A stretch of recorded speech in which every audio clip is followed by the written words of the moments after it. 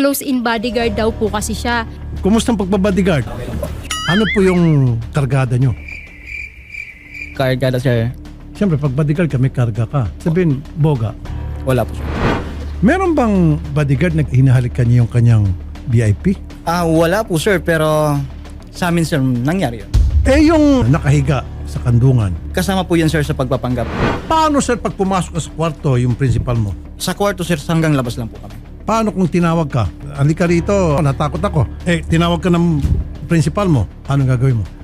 Pupuntan po, sir. Kasi sir, may nakita akong video. Tingnan niyo po kung ito po ba ay kasama sa mga protocol na nababanggit nyo. Video pakirol. Kinumfort ni sir yan. Yes, sir.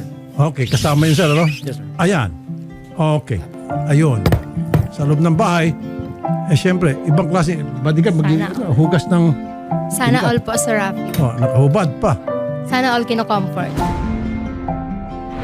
Ang usapan namin ng principal ko, magiging trabaho ko, sir, is mag-a-act ako na boyfriend. Sir Rafi, kalokohan po. Kasi may darating na ibang lalaki pa si Salosen. Mayroong mga ganun, sir, and then, sir, may threat din sa buhay ng principal ko. Ganon. Kaya yun, sir, ang naging trabaho ko. Para hindi rin mapansin ng tao na nagtitreat sa kanya na may bodyguard siya. Paano po halimbawa kung si VIP ay napagod? I-offer siya ng makapagpahinga. Paano siya magpapahinga? I-comfort na lang, sir. Walang bodyguard na gano'n na magiging sistema ng usapan. Lalo't may asawa yung babae. Hindi po ako, sir, maniniwala. Nobody is believing him. Opo. Maging yung pusa kanina gumagala-gala dito ay maniwala. Sabi ko nga, sir, kung yung dahilan lang niya is hindi na niya po ako mahal, matatanggap ko yun, sir. Mananahimik kaming mag-ina. Hindi na kita mahal. Yun totoo. Kami pong bahala, wala kang gastos ni 5. Thank Lahat you, po, sir. pamasahe, filing fee, back and forth, lahat. Kailangan ko lang, sir, na magko-comfort. Meron dyan mga bodyguard sa baba. Pwede ko pa siya bigyan ng bodyguard at gawin niya yung ginagawa mo. Okay lang sa'yo. Kikiss ko. Okay lang po, sir. Sir, pwedeng mamili, sir. Pwede mamili. Ay, guwapo po. Sige. Yan. Matangkad to. Mas makisig to. Mas malaking katawan. Hello, sir. Okay. May bangs pa si kuya. Ayos. Baka, sir, may asawa na po ito, sir. Nasawa ka na? Meron po. Sir, ipaalam mo po sa asawa mo yung protocol natin, sir.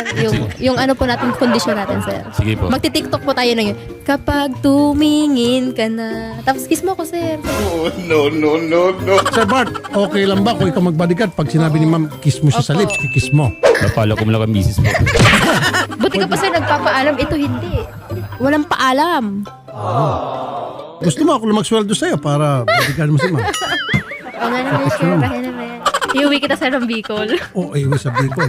Pahiram ko pa kayo ng sasakyan. Sir, pwede sa condo. Sa tabi po ng condo nila. Ronnie, halika dito. Ito, okay ba? Lapit ka dito. Ay, sir, wala nang pakialam yan. Hihiga rin ako, sir, sa lap mo. Tapos, gaganon-ganon. Baka ingat ka. Sir Mark, good luck po sa inyo. Let's see what's going to happen pag naiakit na yung kaso sa piskalya. Forward.